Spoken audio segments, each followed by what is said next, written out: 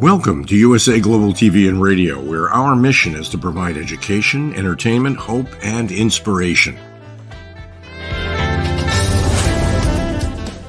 USA Global TV and Radio connects you with experts and audiences all around the world every single day to help you succeed in business and to live a richer life. Visit us at usaglobaltv.com to learn about career and life-changing training and mentoring programs like the Listening Mentor. Subscribe to our newsletter to stay informed about our special programs and offers. Discover how you can become a guest on one of our shows or a host or producer of a USA Global TV and Radio show of your very own. That's USA Global TV and Radio, where the doctor is always in.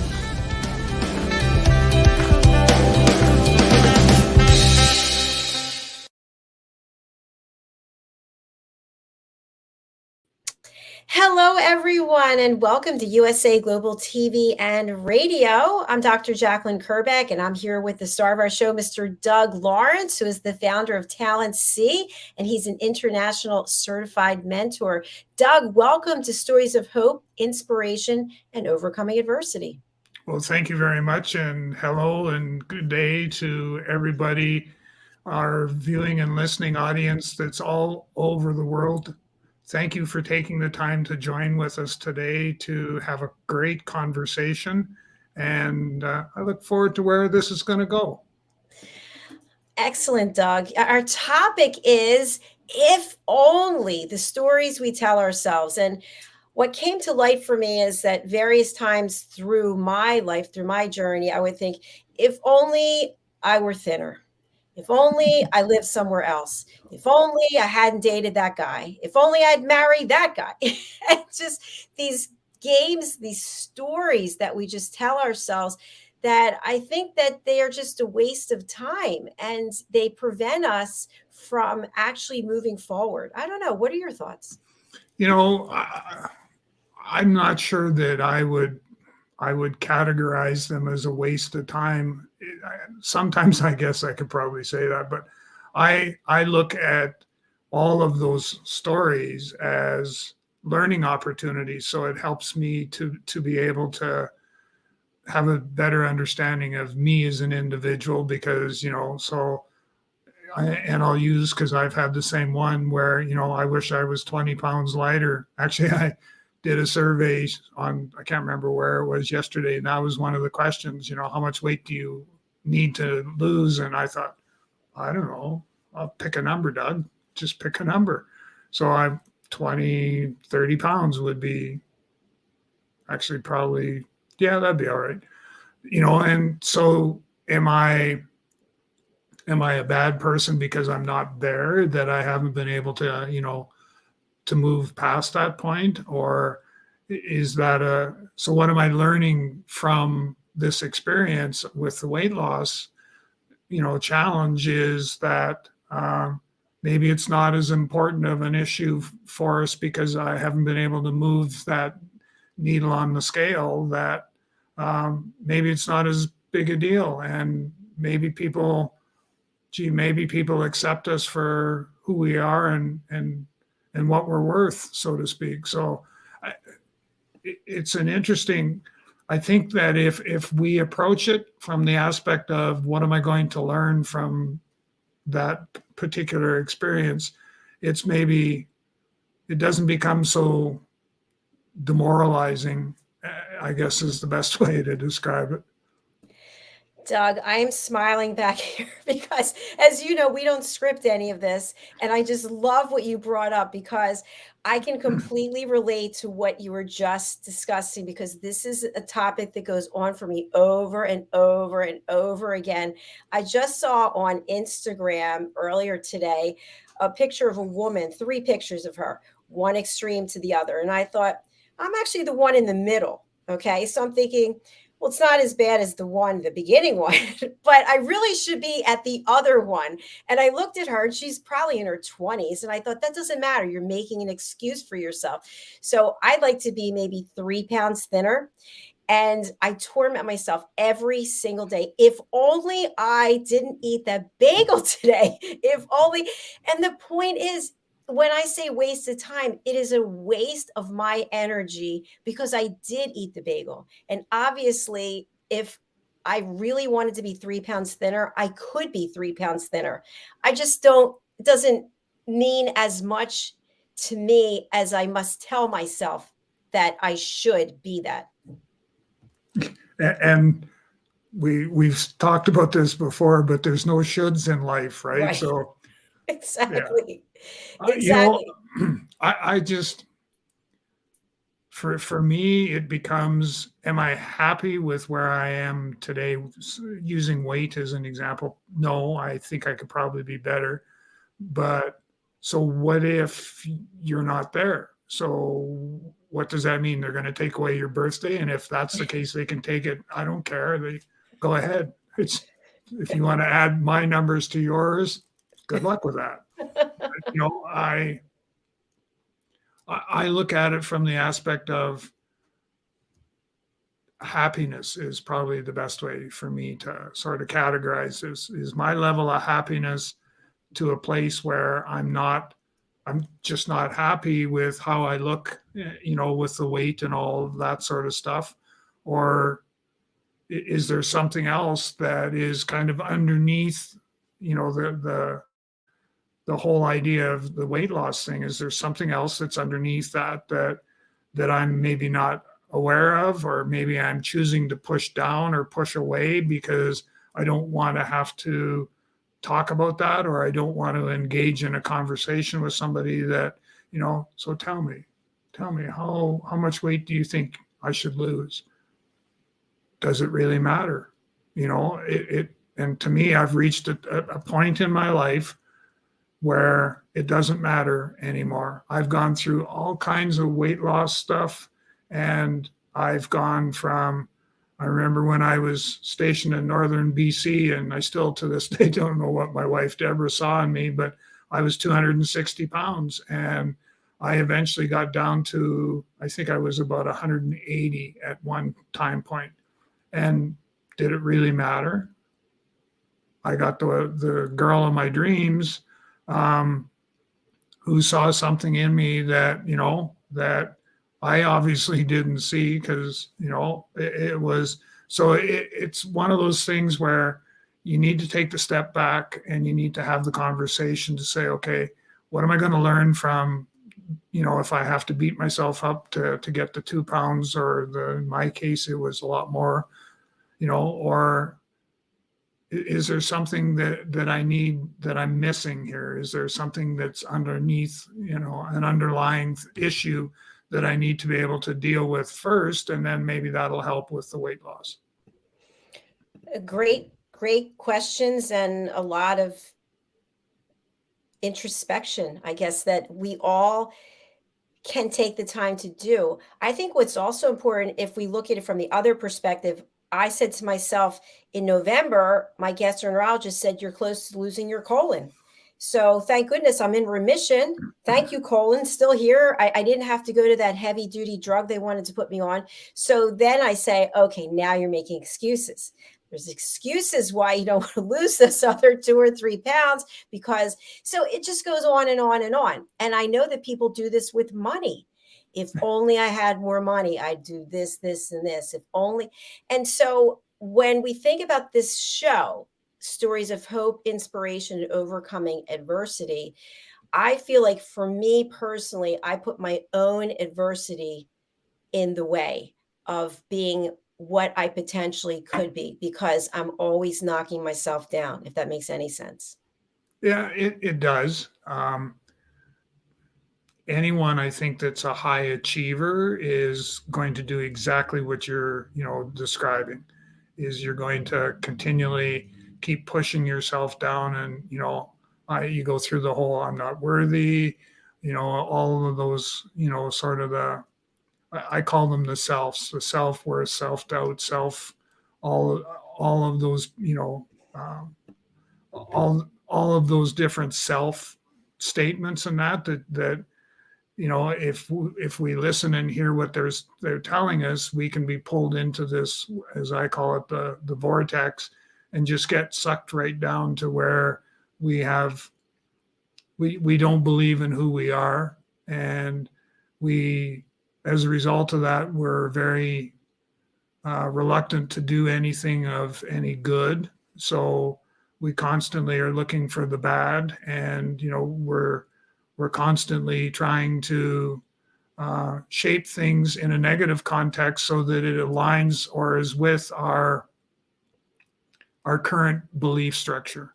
And so, that can be, is it, the weight loss thing, or is it, some other things that we're dealing with? I think that we need to explore some of that stuff a little bit deeper before we go too far down that, as they say, go down that rabbit hole and end up having to try and figure out, how am I going to get back to a place where I believe in myself and where I can maybe look at things through a different set of lenses, where it's not all negative and that there are some positive aspects, that we can reach out and grab and move forward with, and deal with the adversity that, comes with the hope that I'm going to lose that 20 pounds or that 30 pounds, or, in my case, it was a significantly bigger number than that. And, what were some of the challenges that I went through in order to be able to keep moving forward and doing all of that? You sort of think, how many times has your wardrobe changed, where you gained weight, so you bought more clothes that fit better. Then you lost all that weight, you couldn't keep the clothes on, so then you either, you went and bought smaller size clothing, or you got stuff tailored and all sorts. So it becomes that perpetual hamster on the wheel, just going around and around and around, and up down, buy more, sell, all that sort of thing. And at the end of the day, you have to make a decision what's important for you, and be able to move forward with that. I agree with you. I think also we talk a lot on this channel, this platform, about lifestyle choices. And when it comes to weight, for example, I believe that my issue with my weight is very deep rooted back to when I was a teenager. I also think that as we get older, we're used to doing certain things, eating certain things, and we can't do the same because our body's going, hello, no, I don't think so, especially for a woman, going into menopause. So how can we basically look at what could be a deep-seated problem to what could be a lifestyle change that's necessary? Well, I think the deep-seated problem could very well be, health-wise, but it can also be psychological. It could be, a combination of both of those things, where, you have the demons in the closet, so to speak, that you need to be able to deal with before you kind of move forward with, dealing with, weight loss and that, and it could simply be, growing up, maybe, your parents were such that they weren't supportive, or, when you would say, I think I need to lose 10 pounds, they would throw an extra couple spoonfuls of potatoes on your plate and sort of say, no, you just need to eat. If you eat, you'll stay healthy. And how can you expect to work, if you're not eating properly? And okay, so define what's properly. And it would be, those extra spoonfuls of potatoes and maybe 2 spoonfuls of gravy. Okay, I got to quit here. I'm getting hungry just thinking about that. So, but is the aspect of a couple extra spoons of gravy, and you just keeps it going and going and going, and you sort of end up having to take the step backwards, like I've said, and sort of say, okay, what is actually the reason why? What's the real reason why I need to lose, or I'm suggesting I need to lose the weight?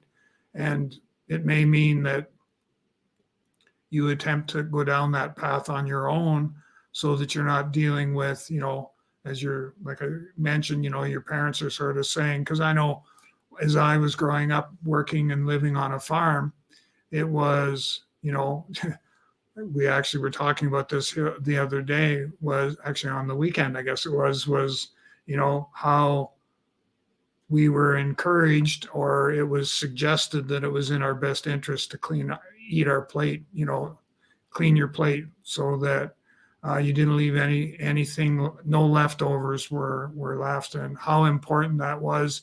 And then what the impact was, as you've mentioned, as we get older, that our metabolism is such that it won't process the amount of food that we're putting in there, and the type of food that we're putting in there versus what it was capable of doing when we were in our late teens, early 20s. Yes, absolutely. And I'm reminded when you're talking about families and growing up, my dad, I've said this before, but he always said you can never be too thin or too rich. And so that's really been paramount in my life, because I've never been about money, and different relationships I was in with guys to be like, you should be making a lot more money than you're making with all the degrees that you have, and this, and it was never important to me. But yet it's interesting that what my father said, that those two things have had a major impact in my life. And it's not his fault, but I am curious, what are your thoughts as to how someone can say something to you and it deeply resonates with you for decades later?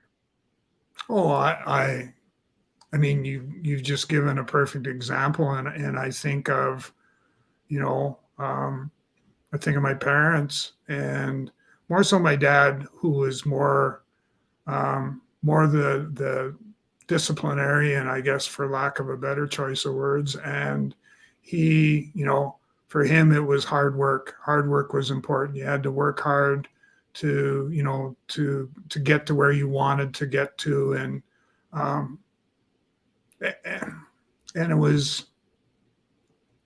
I just, I think that pushing forward like that, and with the work ethics being what he suggested they would be, or should, can't use that, could be, I just was that in my best interest. And so, and at that time in my life, I don't know that I'm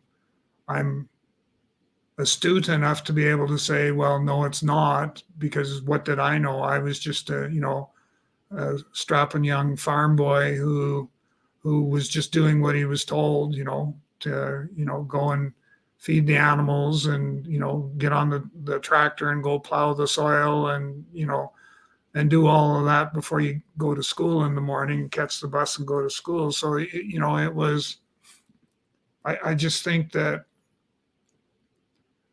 some of the things that we, what if I had chosen to go a different path? What would that look like? And I know at one time point I had visions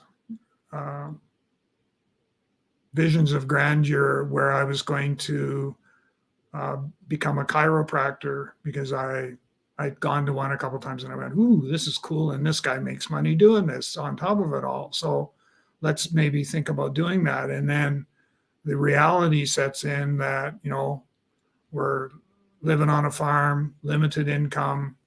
And at that particular stage, it was, if that's the path you want to take, we'll have to figure out how we're going to financially help you, to get through that. Maybe there'll be less holidays for you and more work for you to be able to. So it was a complete mix up. But at the end of it, I ended up going to taking, going down the path of law enforcement, joining the Royal Canadian Mounted Police, which didn't really cost me any money to do so. They actually paid me to go through the training. So that was, I found a balance of what I could live with, and sort of, what were some of the things I would have to deal with in order to be able to make that a reality, were things that, we definitely needed to have a conversation about, because, there was adversity because there was the aspect of having to be a certain weight, certain height in order to be accepted into the training program. And so, having to figure out, okay, how am I going to make some of that happen? And, was that something that I hoped that I would be able to do? Is that what I really wanted to do? Or was this just kind of just go down this path to get everybody off your back, so to speak? So there's just all kinds of different things. When you start to talk about hope and adversity, you open the door to a number of different things that, you could have to, the what if situations. It's so true. And the story that you shared about being a chiropractor, and I think about some things in my past that I thought, oh, maybe I could do this or do that. If you remember back, if you could actually put yourself back into that situation, you may have some things come up for you, as I do, that we don't actually remember the way that it really was. And I'm not saying specifically to that story, but many times we look back on the past and think, if only this, and we're really sugarcoating whatever the situation was. It seems so much better now when we look back on it, but at the time it wasn't right, because if it was right, we would have moved forward or at least made an attempt. So I feel like we kind of make it into a soap opera that it's, oh yeah, this is really fabulous, but it really, it wasn't what we wanted or needed at the time. It was, yeah, that's a good point, because it's almost as though it wasn't meant to be. Yes. When I think about, how things evolved, would the going down the path of the chiropractor, would that have been a good move? When I think back to at that time point, it wasn't. I don't think it was the right path to take. I do believe going down the path of going through, the RCMP training, and then, I think of all the things. If it hadn't have been for me being a police officer, I would never have met Deborah. So you start to think of all the what ifs, right? And for every what if that you can come up with, there's a number of spin-offs that can take place. And so, wouldn't have met her, wouldn't have got married, wouldn't have spent close to 43 years, married as a couple, would not have met the people, excluding, my relationship with Deborah, but would not have met some of the people that I've been able to meet right up to, to today. So, our paths probably would never have crossed, because I wouldn't have gone down this path. It is fascinating, really. And something else I think is important, and I'd love to know your thoughts as a person and then also as a mentor. When it comes to the past, I don't like to spend a lot of time in the past. Like, for example, let's say you have an altercation with someone and that was years ago, and then the person wants to bring it up. Remember, you said this, or you didn't do this, or I don't have time for that. I'm not interested in that. I'm interested in what's going on today. Can we learn from the past? I know they always say history repeats itself, so there are people who actually study the past. But when we're living in the past and we're constantly comparing ourselves to what was, is that a good use of our time and energy? And if so, how? I typically turn those into learning opportunities. My best answer for you is if I, let's just, use one of your examples. If I come across or I encounter somebody that, years ago I had a falling out with, if I were to meet them today, I would simply be saying, I would be taking a different approach. Number one, I would be more coming at it more from a positive context, and I would be, for the most part, I would, I'm not sure if you recall our conversation that we had, probably 20, 30 years ago. Boy, did I ever learn a lot from that conversation. And let me share, if you're willing, let me share with you some of the things that I've taken away that's helped me become who I am today. And so shape it in that sort of context, and that, I know you're going to bring up the mentor part. I guess a large part of why I would approach it that way is that's how I would approach it if I'm mentoring somebody and, they come to me and they say, I've got this person that I knew 20 years ago. They've come back into my life and I'm just not sure what I should do and all that sort of stuff. We break it down so that we're able to determine what is the best course of action and how can we keep it in a positive context versus, a negative context. And if the conversation starts to go south on us, how are we going to back out of the conversation and sort of regain the positioning and then enter back into the conversation as long as we've created a safe place for that conversation to take place? And I think that's a great example of how you just tied into what the name of the show is: Stories of Hope, Inspiration, Overcoming Adversity. When there is an issue with someone and you can reframe it to what you learned from it, that's not the same sense of dread that people get when they think, I remember when I was married. Well, what time are you coming home? Did you just buy those shoes? Is that a new dress? Like all those conversations that you'd be like, I don't want to have. But if you frame it in such a way of, this is what I learned from that experience, or this is what I learned from being with you or having a relationship with you, I believe that people really appreciate that even though the situation or the relationship possibly didn't work out, or you had an uncomfortable altercation or conversation, that something positive was taken away.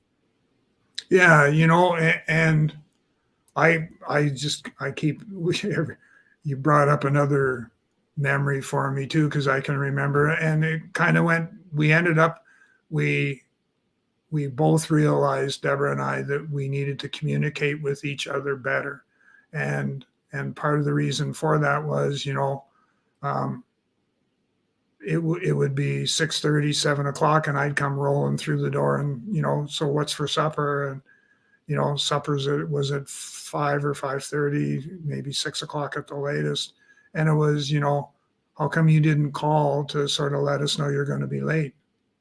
And, at that particular time point, it wasn't a big deal, for me, but, it was, we need to be able to communicate better with each other and be respectful in doing so that, while it may not be important to me that you've gone through a whole bunch of work to prepare a meal, it certainly has relevance in the fact that I now have something that I can eat when I come home. But we need to have the conversation ahead of time to be able to say, looks like I'm going to be half an hour, 45 minutes late. Is that okay? Not that I can change the outcome of that, but, at least I'm sharing, I'm communicating better where I am and what I'm doing, so that it becomes that way. You're in a better, Deborah was in a better place to be able to figure out what she should do with, when she should throw the pod or the roast in the oven and all that sort of stuff. So I think I could probably take us back to every single situation, and the art of communication, learning how to communicate effectively, was or could be a solution to a lot of the unhappiness that sometimes happens in relationships, where I just think communication breaks down. We don't use it as much as we could in order to get us through different situations. I agree with you. And I think that also lends into the power of listening. And when we're listening at an elevated level, when we're effectively communicating, many times it'll eliminate that stress, and both parties know how to respond to the other's behavior. But yet that doesn't mean we always do it. No. And sometimes we're so caught up in whatever it is that we're going through. And I know I've done this too. You think something's happened and it's the end of the world. Like and meanwhile, everything is temporary. I always say this, except for death and taxes. And depending how you feel about death, it may not be temporary, right? You might be coming back in another form. So what can we leave our audience with today? We have about 10 minutes left in this show when it comes to taking adversity and turning it on its head. In the darkest moments, you've shared really well about the grief that you're going through. It's been a dark place. It's been a dark experience, yet you keep moving forward. You keep giving of yourself to help others.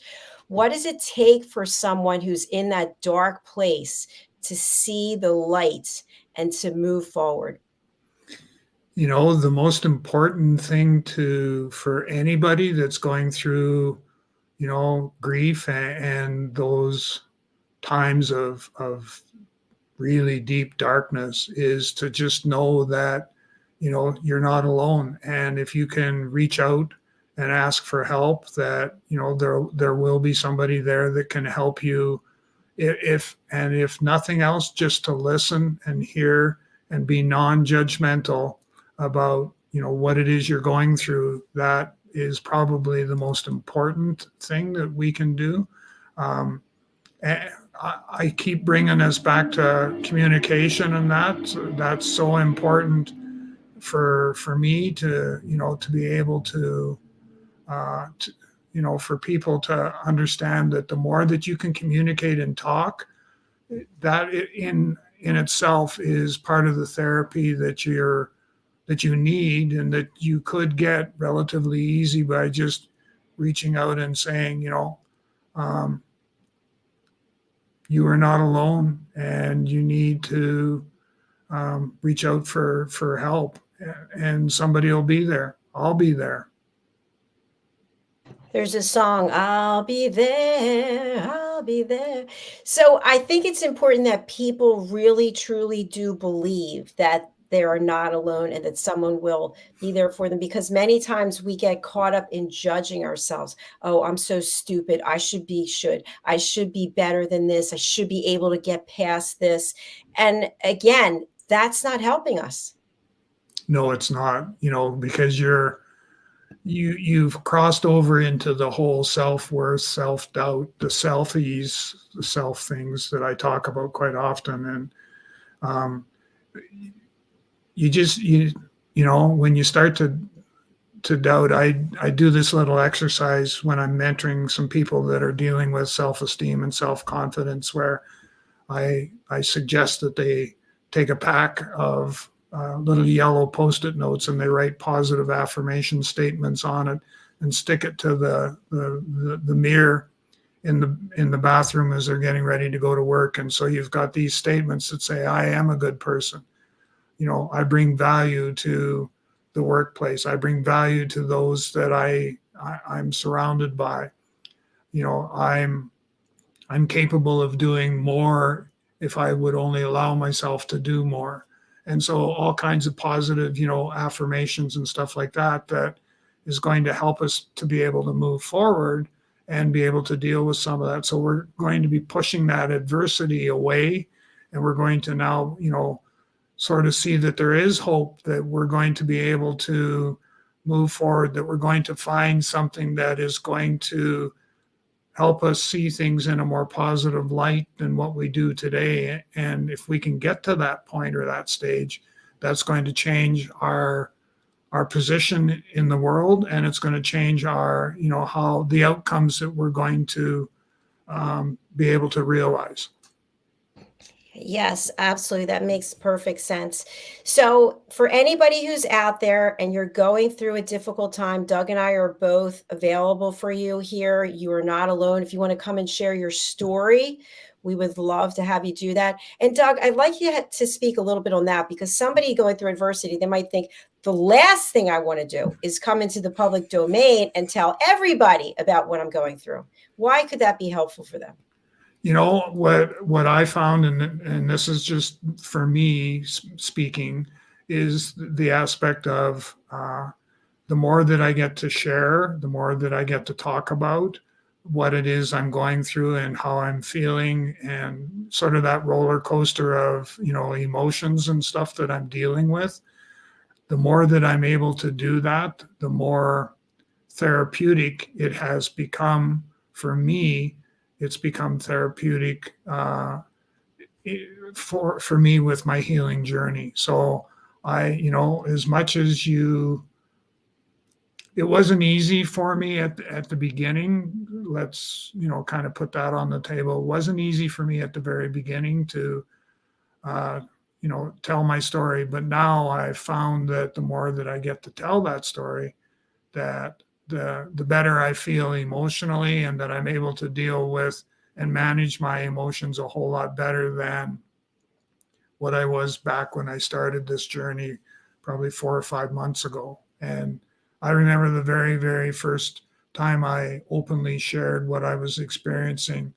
And I remember it was, I shared that my wife, Deborah, had passed away because of cancer. And, it was one of those no scripted sort of things that I'm kind of prone to doing. And I openly shared that. And it was a very emotional sharing for me, because it was the first time that I had done that. And what I found now is the more that I share, the easier it becomes, and the actually, to be honest, the deeper that I can go and pull that out, those feelings, that roller coaster of emotions, that I'm able to pull that out and be able to use that as a means to move forward with what it is with my healing journey. Thank you so much, Doug. It reminds me of this movie that I saw, Up in the Air, with George Clooney. Did you see that? I'm trying to think. I think I did. And not a paid spokesperson, but he talks about this backpack, and he travels with this backpack and stuff everything into it in your life, all your family, your furniture, all of your things, and put it on and feel the weight of those straps pulling into your skin. And I feel like what we do here is we help you unpack the backpack. And because we don't want to be weighed down with all the weight of all this stuff. And I think that's where people sometimes we miss that opportunity to unburden ourselves, because for some reason at some point in life, I know that I heard this, keep everything to yourself, nobody really cares, just keep your lips zipped, and that's passé.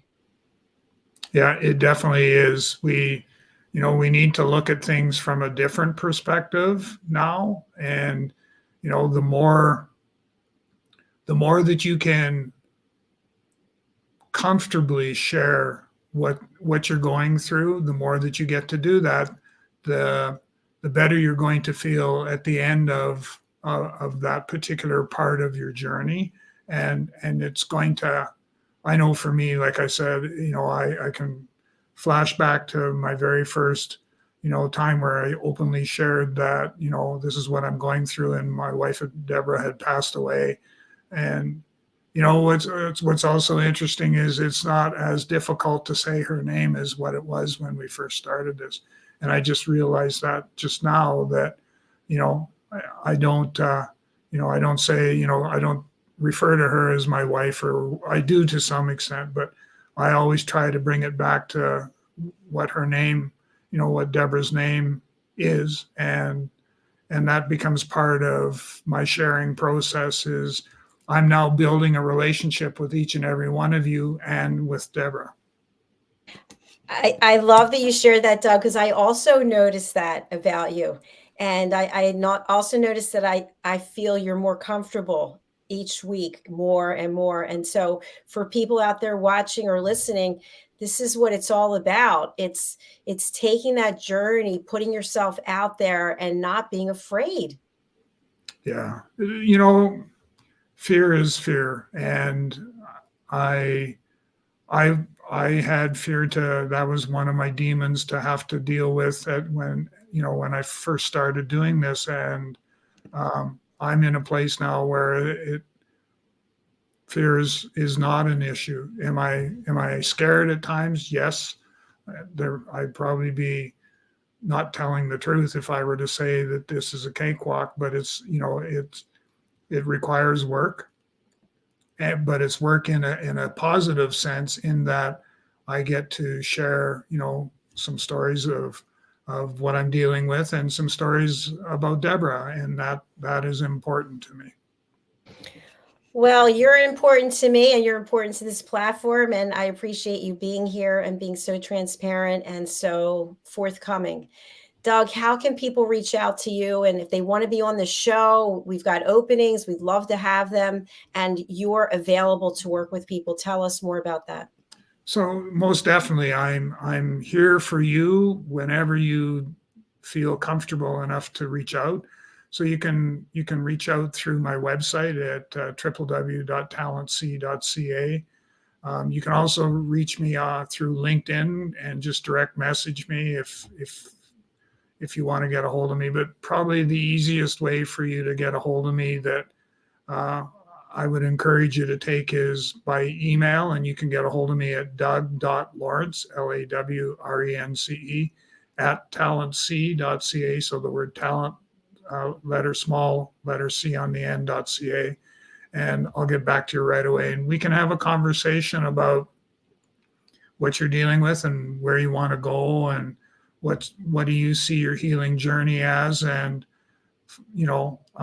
I'll do that for you, definitely at no cost. And, we'll kind of put the money issue on the side, which it becomes is usually an issue. And I want you to feel comfortable that this is the right thing. And then we can have a conversation about that part. So, yeah. And, the other aspect is that pick up a copy of You Are Not Alone through Amazon, and just take a read. It's got some personal stories and stuff in there. It'll help you you'll have a better understanding of me as an individual, but also Deborah, because she plays a part in the book as well. Wonderful. Please do reach out to Doug. He is here. He wants to work with you. You can find him on LinkedIn as well. And Doug, I look forward to seeing you again. Actually, next week we are taking a hiatus as I'll be traveling, but we will be back in 2 weeks. Next week we'll be running a replay. So we're looking forward to seeing you when we get back. Take care. All right. Thanks, everyone. Please remember, you're not alone. Come forward, reach out to Doug or to myself. Thank you. Bye. Bye-bye.